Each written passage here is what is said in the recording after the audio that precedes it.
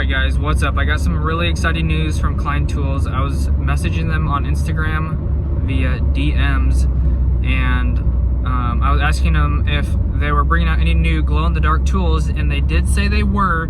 They didn't tell me what it was, but they said no ETA, but there's more glow-in-the-dark tools coming in the future, so I'm excited about that. And then I also asked them, because there's several people asking me about glow-in-the-dark screwdrivers, Phillips, flat blade, whatever you want to call it, slotted screwdriver, all that stuff. I asked them if they were going to bring back those out of retirement, back into production, and they said they were hoping so. They were hoping to bring those back, so that's good news for all of us who want a glow-in-the-dark screwdriver or slotted screwdriver. I'll probably buy one if they bring it back into existence.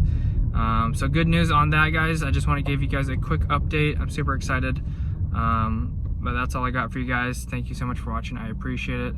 As always, God bless. Have an awesome rest of your day, and make sure to follow along. Peace out.